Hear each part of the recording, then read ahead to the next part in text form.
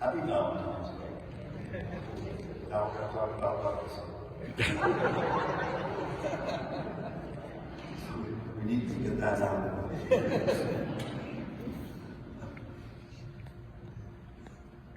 The man approaches Jesus as one who has been excluded, who has been shamed, who has, in the words of Leviticus, been banned, who has to live outside the camp, a man who has to declare himself unclean, a man who presents himself to Jesus as one who pretty much feels unlovable, totally unaccepted because of the disease that he bears. And so he reaches out to Jesus. Precious Lord, take my hand. Last Sunday, Jesus stretched out his hand and took the hand of Simon's mother-in-law and lifted her up and healed her. This is different. Jesus doesn't just touch someone who is one of the insiders. He's touching the outsider. He is breaking the ritual law. He is making himself unclean by touching the leper. I can imagine those first disciples, Peter, James, and John, and kind of when they see what he's doing. They haven't been with him long. We're still in chapter 1 of Mark. They haven't been called too long ago. What is he doing? Touching a leper. So outside the boundaries of what seems a respectable teacher ought to be doing. But exactly what Jesus does over and over again, reaching out to the excluded, reaching out to those who have been declared unacceptable, unworthy, time and time again. That's exactly what Jesus is going to do. Take the hand of one who never believed in his life that anybody would even touch him again. I'd like to draw some parallels in Black History Month to this experience in the gospel today. In so many ways, our nation and our Catholic Church, so in tune with the world in which the Church lives here in the United States, has excluded so often, has pushed to the side. The problem, or the difference between the gospel story and the U.S. story, is that the disease lies within the white folk, not those who are being set back.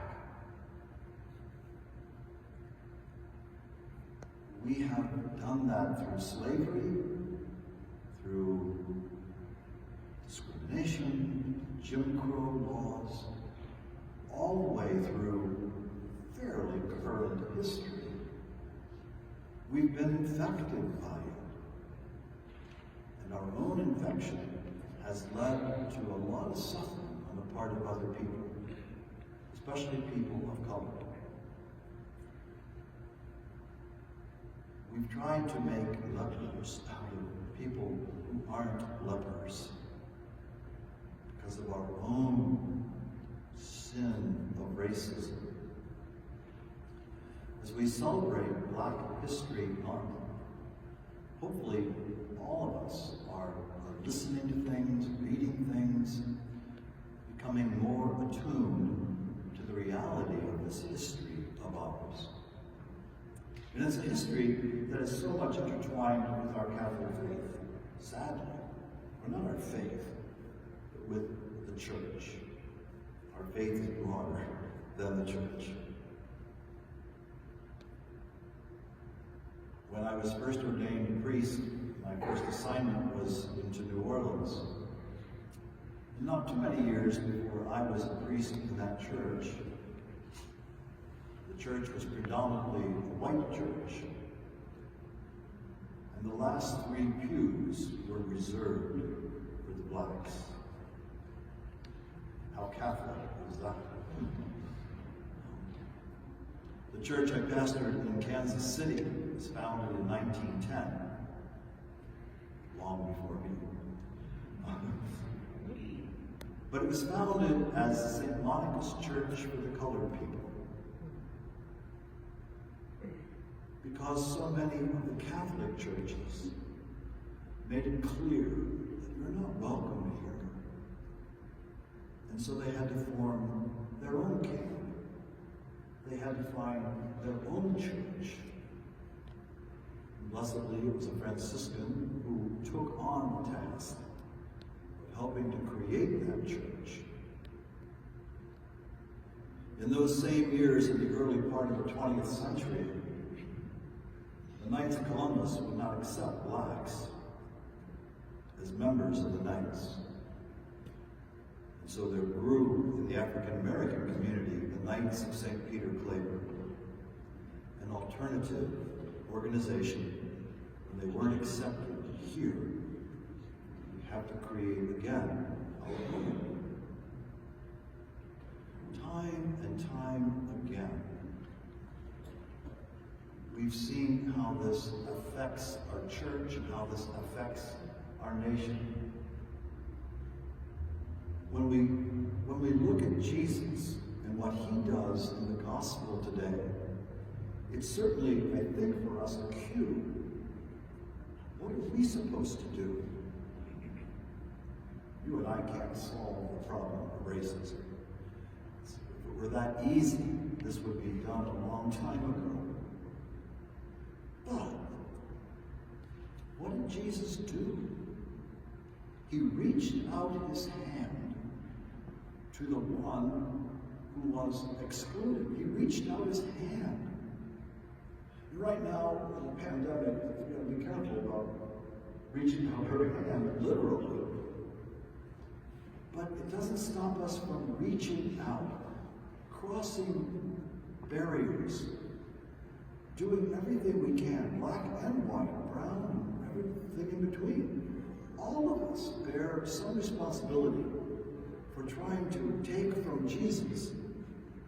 How in the world can we, as Christians, as members of this country, particularly we as Catholics, making sure that we are trying to make sure that all feel welcome? Jesus reached out his hand, that precious hand, and that brought healing. I do believe that it is incumbent upon all of us, in whatever ways we can, we are doing whatever we can to bridge the gaps in our society, to bridge the gaps among us, the divisions among us.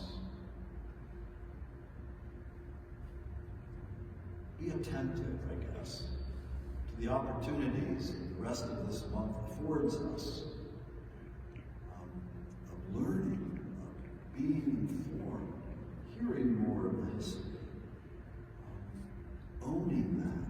We don't need to live in shame, but we do have to embrace some of the pain of what has transpired in this country over the last 400 years. It was the Roman Catholic Church in the 1500s, by papal decree, that says it was okay to own slaves, black slaves. Great. Thank God that's one of those things that was not infallible, right? Thank goodness. But we were part of that endorsement of the slave trade. Seeing some people not as equal. So it's a shameful history to a great extent. But it's our history. We own that, and we, in the present moment, I think are challenged to look at what Jesus did. How did he do that? He just didn't let these barriers keep him away. In fact, he spent more time with those who were the excluded. He spent more time with those who were thought to be lesser, the sinners, the tax collectors, the sick, the poor. That's where Jesus would turn his attention. And that's why more and more it would be incumbent upon us to do the same, to the extent that we can. Maybe the first thing we have to do is address the Lord, the precious Lord. Lord, take my hand. Take my hand, and help me, and show me, and heal me, so that I can take maybe the other hand and reach that out to others. We're ready to move into the season of Lent. Just Wednesday of this week. A time of penance, a time of reconciliation, a time of renewal. It might be one aspect of our own Lenten journey, more fully examining my own relationship with other people. How can I do better than maybe has been done in the past by me and many others?